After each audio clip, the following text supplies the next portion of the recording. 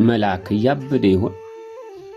መልአክ ሁሉ ነገር ግራ ተጋብቷል። በአካባቢው ማህበረሰብ የተለየ ትርጉምና የተለየ እንቅስቃሴ በማድረጉ ማህበረሰቡ ግራ ተጋብቷል።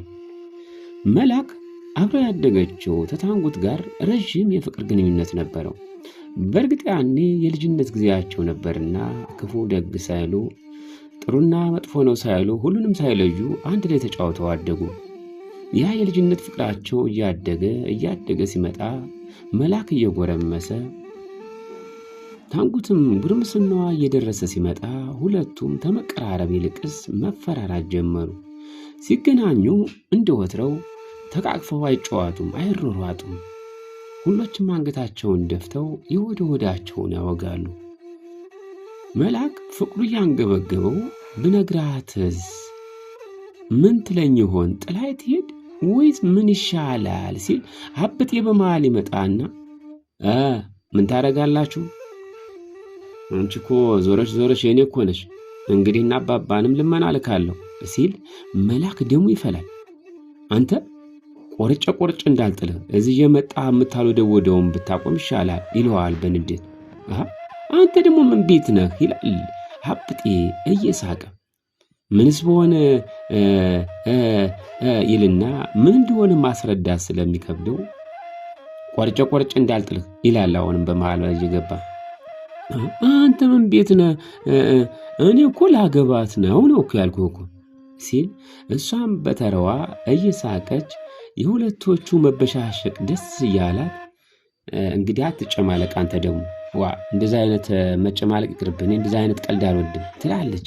በሁለቱ ጎረምሶች መከበቧ ኩራትና ደስታ እየሰጣት በሰዓት መልአክ ይንቆራጠጣል፣ ደሙ ይፈላል። ታንጉቴ ተጠርታ ስትሄድ እሱ ሁለቱ ሲቀረው አንድ ላይ ይፋጠጣሉ። አንተ ግን ይችን ልጅ መተናኮልን ተዋላልኩ ይለዋል መልአክ አብጤ ጋር እያፈጠጠ።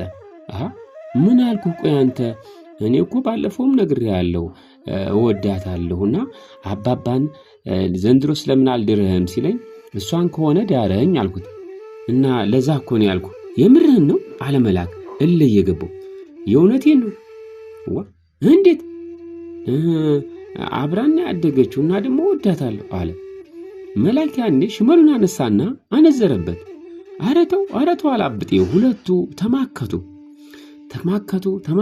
ተወዳ አስቻለው። አረተው እናንተ ልጆች አረተው እያለ እየሮጠ መጥቶ ሁለቱንም ገላገላቸው። መልአክ ትንሽ ጣቱ ተመታ፣ ደም እየፈሰሳት ነው። አብጤም ግማሽ እዚህ ጆሮ ላይ ከፍ ብሎ ራሱ ላይ ተገምሶ ኖሯል፣ ደም እየፈሰሰው ነው። ሁለቱም ተገላገላቸው። በኋላ ምን እንደሚሉ ሁለቱም ግራ ተጋብተው ዝም አሉ። ምን አጣልቷችሁ ነው? ዝም አትናገሩም?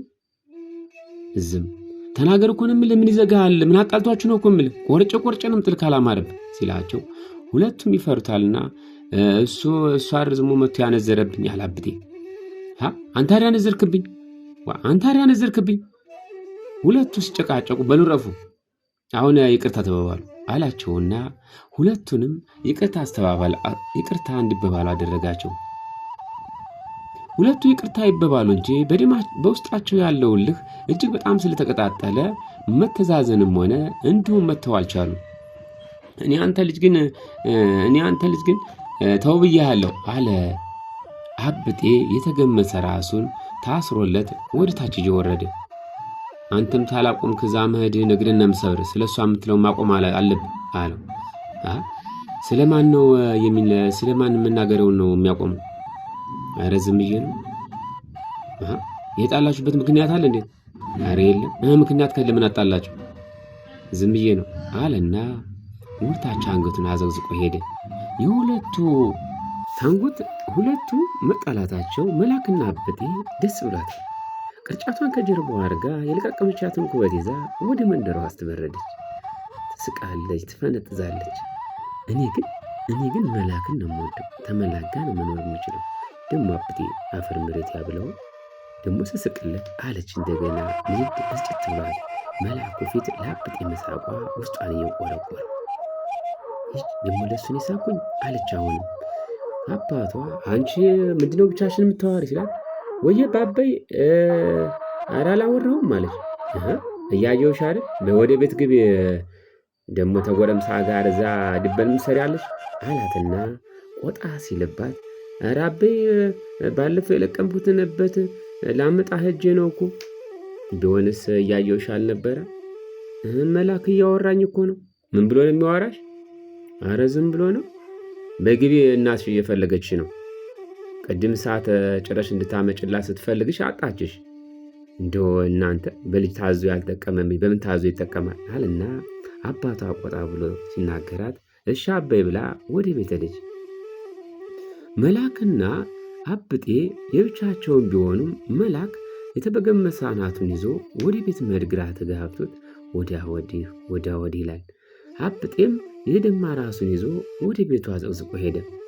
ሁለቱ ወጣቶች ውስጣቸው ሽቷል፣ ውስጣቸው ፈልጓቸዋል። መላክ ግን የበፊት ፍቅረኛውም ነች። አሁን ደግሞ ሌላ ነጣቂ ወስድብሃለሁ ሲለው ደሙ ፈላ። ዋ እንደው የሚሆናት ይሆናታል እንጂ እሱማ አጠገቡ አይደርስም። እስቲ ላክና እንተያያታለን።